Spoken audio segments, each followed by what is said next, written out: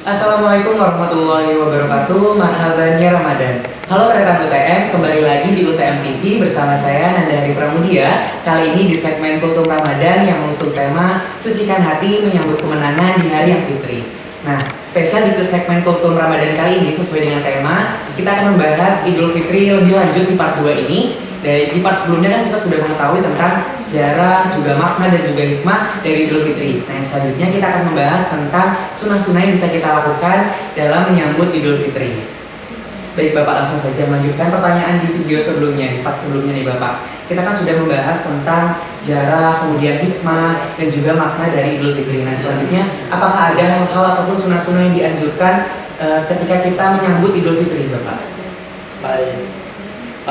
Idul Fitri itu adalah momen bagi kita untuk merayakan kemenangan kita, kemenangan hawa nafsu kita, kemenangan makan dan minumnya kita, dan kemenangan atas niatan kita untuk beribadah sebagai bentuk ketakwaan kepada Allah Subhanahu Wa Taala. Tentu dalam momen Idul Fitri itu adalah ada hal-hal yang perlu kita perhatikan. Nah, ini bisa dilakukan sebelum dan sesudah dari pelaksanaan sholat Id. Nah, yang pertama, hal yang harus kita perhatikan dalam pelaksanaan Idul Fitri itu atau sholat Id nantinya, karena Idul Fitri itu identik dengan sholat Id, begitu. Jadi, yang pertama yang harus kita laksanakan adalah bangun dari tidur. Setelah tidur malam di akhir bulan Ramadan itu, maka kita harus mensucikan diri, yakni dengan cara mandi dan berhias, memakai pakaian yang begitu bagus dan paling bagus yang dimiliki oleh kita. Nah, orang yang hadiri salat Idul Fitri itu atau sholat Id itu, baik laki-laki maupun perempuan, itu dianjurkan agar berpenampilan rapi, berhias, memakai pakaian bagus. Pakaian bagus itu tidak harus mahal, yang penting rapi dan bersih. Memakai wangi-wangian. Akan tetapi kebiasaan orang kita, orang Jawa dan Madura khususnya itu, pakaian itu kalau sudah Idul Fitri luar biasa. Bukan hanya bagus, akan tetapi juga mahal. Wangi-wangiannya juga demikian, karena ini bentuk kebahagiaan kita dalam menyambut hari raya Idul Fitri. Diriwayatkan dari Ja'far bin Muhammad, dari ayahnya, dari kakeknya, Rasulullah SAW selalu memakai pakaian yang terbuat dari wol atau wol itu, ya, atau burda katanya orang Arab itu. Burda itu bercorak buatan Yaman pada setiap salat Idul Fitri. Itu Rasulullah. Artinya memang memakai pakaian yang bagus itu sangat dianjurkan dan dilakukan oleh Rasulullah SAW. Yang kedua, ada hal yang harus kita lakukan sebelum pelaksanaan sholat ini, yakni makan sebelum kita datang ke tempat, baik itu lapangan, surau, atau masjid. Maka kita makan terlebih dahulu. Diriwayatkan dari Abdullah bin Buraidah itu, dari ayahnya yaitu Buraidah bin Al-Hasib, dia berkata Rasulullah SAW pada hari raya Idul Fitri tidak keluar sebelum makan, dan pada hari raya Idul Adha itu makan Idul Adha tidak makan hingga selesai sholat. Itu perbedaan. Kalau Idul Fitri itu sebelum pelaksanaan sholat Id, beliau makan terlebih dahulu, tapi kalau Idul Adha sampai dilaksanakannya sholat Idul Adha itu beliau tidak makan. Tentu ada hikmahnya. Esensi dianjurkan makan sebelum berangkat sholat Idul Fitri adalah agar tidak disangka hari tersebut masih di hari berpuasa. Sedangkan untuk sholat Idul Adha dianjurkan. Kenapa dianjurkan untuk tidak makan terlebih dahulu? Agar supaya daging kurban bisa segera disembelih dan dinikmati setelah sholat Idul Adha. Itu perbedaannya. Nah, dilansir dari dari Edo Online itu merangkum penjelasan mengenai makna makan terlebih dahulu sebelum sholat Idul Fitri yang perlu kita ketahui. Makna makan terlebih dahulu sebelum sholat Idul Fitri itu dijelaskan dalam sebuah hadis yang ditulis oleh Imam Jalaluddin As-Suyuti dalam kitab Jami'us Syair, bahwa Rasulullah SAW memiliki kebiasaan makan buah kurma sebelum sholat Idul Fitri. Bahkan dikatakan bahwa beliau Rasulullah tidak pergi melaksanakan sholat Idul Fitri sampai memakan buah kurma terlebih dahulu sebanyak 7 butir. Itu kalau Idul Fitri. Oleh karena itu, kalau misalkan kita mau mengikuti sunnahnya Rasulullah itu, maka tentu kita sebelum pergi melaksanakan sholat Id, maka kita harus makan terlebih dahulu. Baik kalau di Indonesia itu tidak ada kurma, karena kita tidak pergi umroh terlebih dahulu, di rumah hanya ada nasi, ada pisang, kita makan nasi, kita makan pisang dan lain sebagainya. Yang ketiga, membayar zakat. Nah, zakat ini di dalam Islam merupakan salah satu rukun Islam yang hukumnya wajib untuk dilaksanakan. Banyak sekali kegunaan zakat bagi orang-orang yang membutuhkan. Kewajiban membayar zakat ini tidak dijelaskan dalam hadis yang memiliki dijelaskan dalam hadis itu yang memiliki arti berbagai sebagai berikut. Rasulullah SAW itu memerintahkan zakat fitrah kepada orang-orang di bulan Ramadan.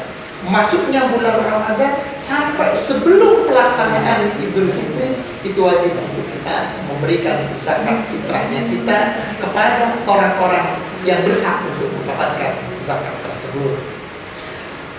Rasulullah menyampaikan itu atau memerintahkan zakat fitrah kepada orang-orang di bulan Ramadan kepada manusia 1 sak dari tamar atau 2 ulama itu menggenapkan menjadi 3 kilo, menjadi 3 kilogram beras yang diberikan oleh kita kepada orang-orang yang berhak untuk menerima zakat tersebut.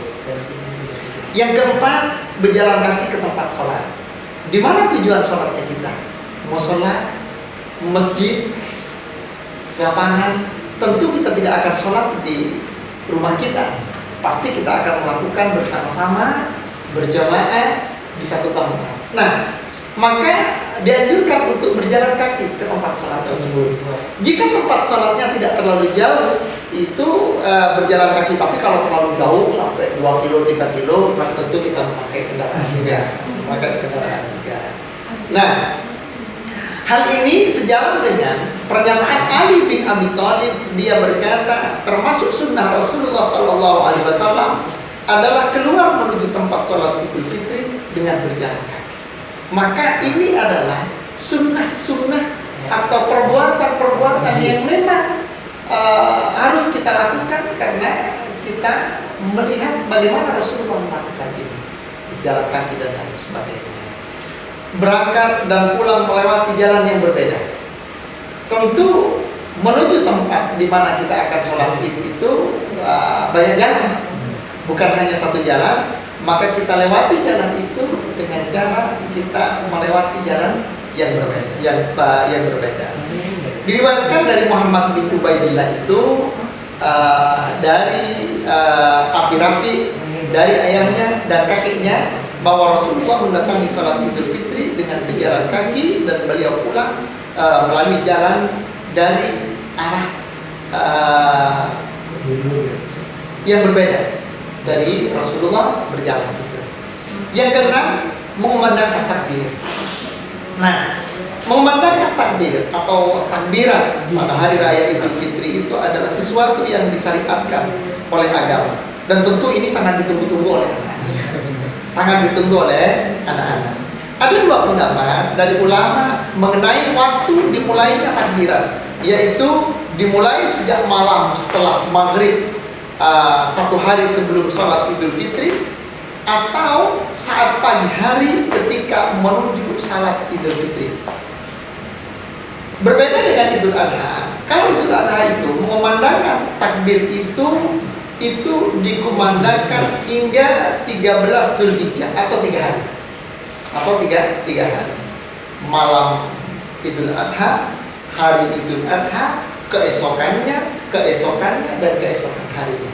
Artinya berbeda dengan Idul Fitri. Kalau Idul Fitri itu dari malam sampai pagi, setelah itu sudah tidak ada takbiran. Dan ini momentum yang luar biasa karena anak-anak kita, adik-adik kita, di masyarakat kita, di desa, biasanya di kala takbiran mereka bukan hanya sebatas melafalkan takbiran Allahu Akbar, Allahu Akbar, Allahu Akbar, bukan, akan tetapi juga menabuh sebuah rebana, membawa gentongan, membawa alat-alat musik tradisional yang penting bisa berbunyi sebagai euforia dan sebagai bentuk kebahagiaan bagi mereka.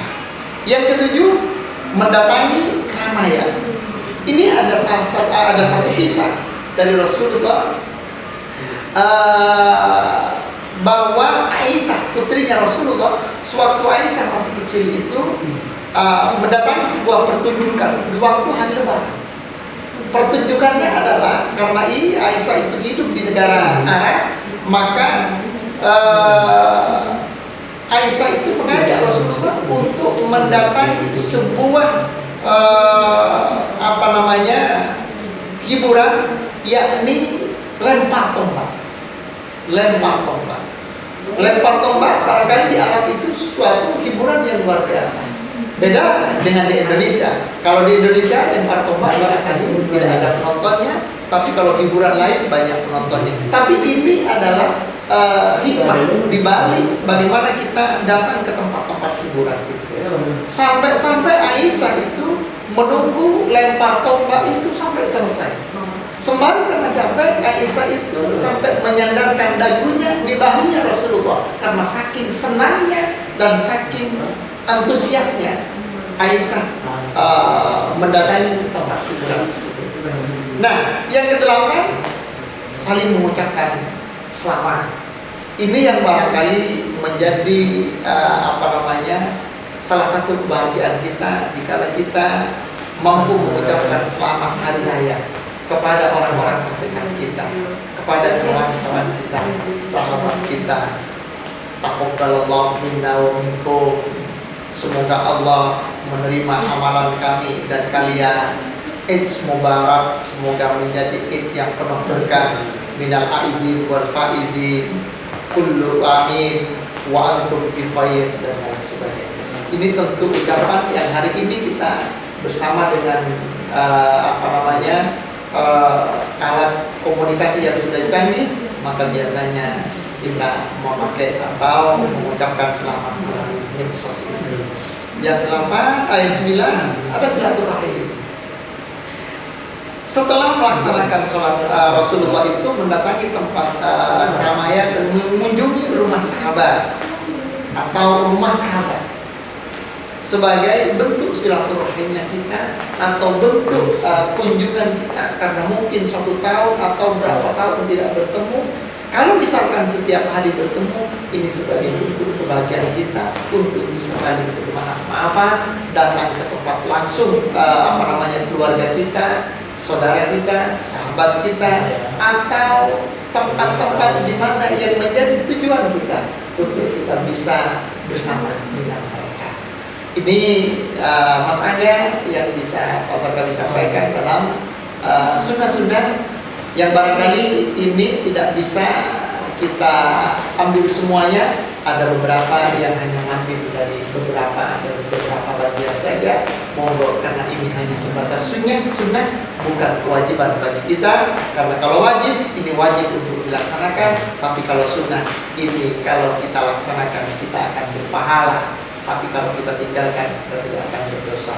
Beda dengan zakat tadi. Kalau zakat itu adalah satu kewajiban, maka wajib umat Islam untuk memberikan zakatnya kepada fakir miskin, dan lain sebagainya. Terima kasih atas penjelasannya tentang sunat sunnah pada saat Idul Fitri. Bapak, kalau di Indonesia itu kan kita menyebutnya dengan istilah Lebaran seperti itu. Dan biasanya kan ada orang yang menyebutkan kalau Lebaran hari pertama, hari kedua, hari ketiga, dan seterusnya seperti itu, Bapak. Dan sebenarnya Idul Fitri atau Lebaran itu berapa hari sih, Bapak, perayaannya? Baik, Mas Angga. Idul Fitri itu sebenarnya hanya 1 hari, yakni di mana Idul Fitri itu hanya 1 hari. yakni pelaksanaan sholat Id. Akan tetapi budayanya kita orang Madura, Jawa, dan Indonesia pada umumnya itu Idul Fitri sampai 7 hari. Sampai 7 hari. Ada beberapa wilayah itu Mas Anda, pelaksanaan Idul Fitrinya itu setiap harinya dalam tempo 1 minggu, sampai dikatakan oleh orang Madura itu ada 7 hari lebaran ke-7 atau lebaran ke-7. Itu pelaksanaan euforia yang luar biasa. Ada tabuhan, ada perayaan, dan lain sebagainya setiap harinya. Dan ini sah saja dilaksanakan oleh mereka sesuai dengan adatnya, karena esensinya adalah bagaimana mereka berbahagia setelah mampu menahan hawa nafsunya, setelah mampu berjuang berpuasa selama 1 bulan Ramadan lamanya, sehingga diperbolehkan untuk melakukan itu selama tidak bertentangan dengan syariat. Selama tidak bertentangan dengan syariat. Bahkan di Madura itu ada lebaran ke-7. Ada lebaran ke-7 yang disebut dengan lebaran ketupat. Nah, sebenarnya lebaran ketupat itu diperuntukkan untuk siapa? Apakah untuk kita yang tidak melaksanakan puasa puasa Syawal itu? Sebenarnya tidak. Lebaran ketupat itu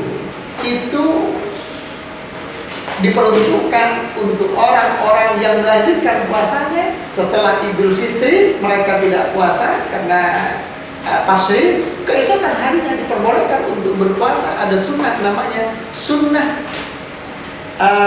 Syawal selama 7 hari. Hari ke-8 ada lebaran lagi, lebaran ketupat, kata orang Madura. Akan tetapi di Jawa beda. Perbedaannya, kalau di Jawa itu lebaran itu disambut dengan ketupat mulai hari pertama sampai ke-7. Dan ini sah-sah saja. Oke, baik. Terima kasih atas penjelasannya tentang sunnah-sunnah yang bisa kita lakukan ketika Idul Fitri.